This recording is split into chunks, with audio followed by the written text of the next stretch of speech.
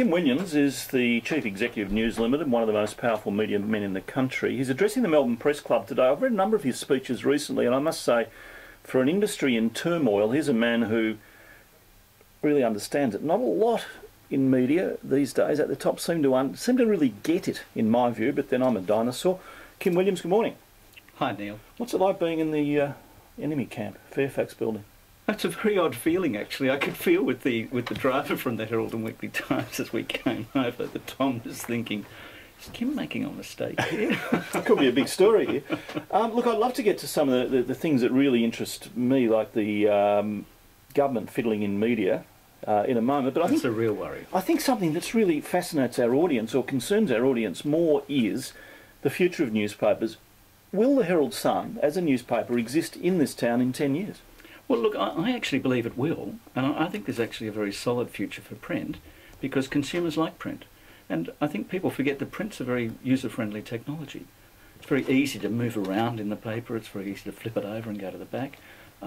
It's clearly a technology that also presents advertising in a very direct and immediate way. So is that the sole future? Of course not.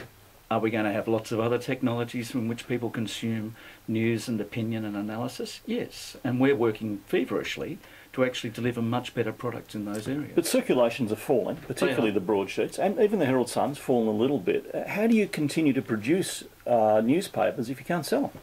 Well, we continue to adapt in terms of the way in which we manage our circulation. Frankly, we have a lot of work to do with the news agency network in Victoria and Queensland and New South Wales, and we're working with the newsagents associations to actually rationalise a lot of the way in which we distribute newspaper because it hasn't been renovated for over 30 years. And we actually need to work in a number of other areas in ensuring that where consumers are, we are.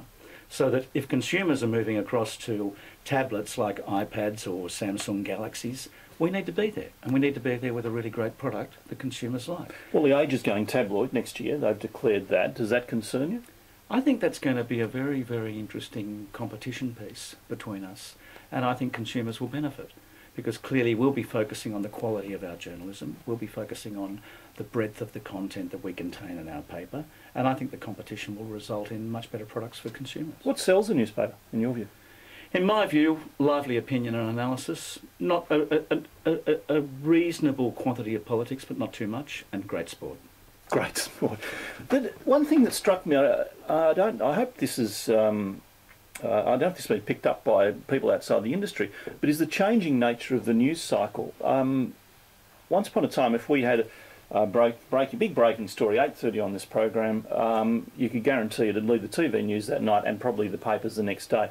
Now, it's likely to lead the TV news, but the papers have moved on by the next day. Do you think that's working? Do you think that the news cycle is changing that dramatically? I think the news cycle has become unusually compressed, and I think sometimes it reflects the media getting bored with a story rather than the actual community getting bored with a story.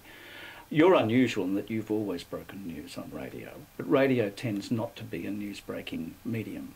It tends to be a medium that really polishes and utilises from other sources, principally from newspapers.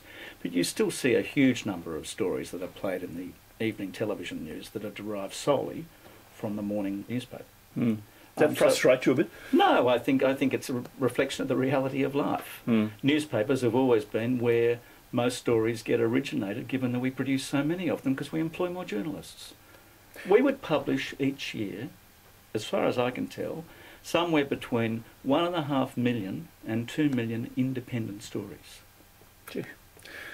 Do you think, there has been some in News Limited who said that they'd love to see The Age destroyed. Would you like to see The Age closed, or do you think we need 2 newspapers in this town?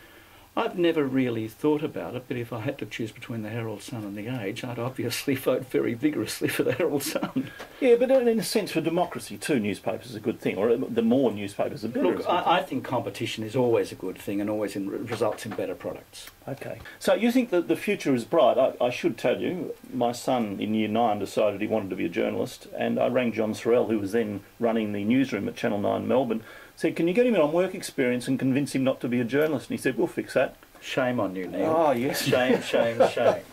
I think the future is really very bright. We're going through a period of incredibly difficult change. True. But we have never seen so much news and opinion being consumed. But is it good quality writing? Is it good? Where is the quality writing in our country? I think journalists are going through a lot of adaptive change. We have some great writers in this country. We have great writers on sport. Look at Gideon Haigh in the Australian and what he writes on cricket, or Patrick Smith and what he writes on the AFL. Or look at the AFL writing in the Herald Sun and the AFL writing, frankly, in the Age. I mean, that sport is covered by some of the best journalists in our country. Political reportage in Australia, I think, is of an extraordinarily high standard. And we have great economic and business coverage in newspapers across this nation. We're very lucky to have it. We've got really good coverage of economics. So why are we on the nose? Why does the public not think much of us?